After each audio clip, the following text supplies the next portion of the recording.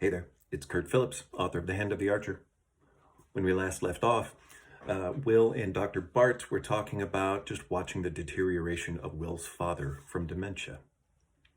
It must be hard to watch your father deteriorate in front of you. I can't begin to imagine. The logistics of it is hard enough. Dad needs almost 24-hour care, or at least supervision.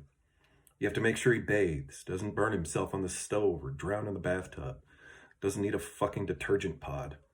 Then there's seeing the dementia chipping away at his mind, bit by bit. I mean, he gets sick and bounces back physically, but mentally he just slides harder.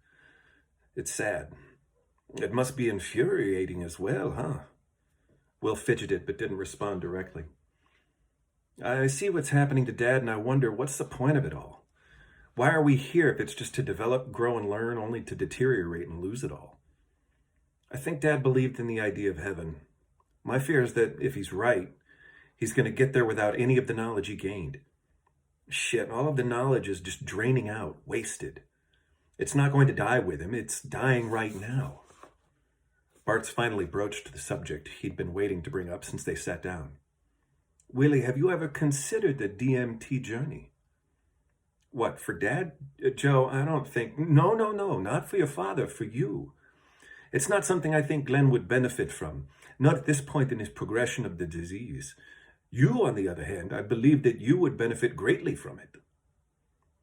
The thought had made a cameo or two in Will's mind since he'd sat in his truck and listened to the Bartz and Halliday podcast. Just a small skeptical ache. How do you think it would help me? I think it would provide for you some reassurance. Whatever happens, it will be all right. Willie, I can only tell you how it's affected me in my life. Bartz moved closer and lowered his voice. I've done 2 journeys now, and I've also worked very closely with Camila dos Santos, pre- and post-journey evaluations, as well as the sessions themselves. I thought her name was Carmen. Bartz perked up his prodigious eyebrows and gave a wry smile. Names have been changed to protect the innocent. He took a drink of water and resumed. I'm continually amazed at the insight, the peace that these patients... Wait, I'm sorry. Let me rephrase that. These are not patients.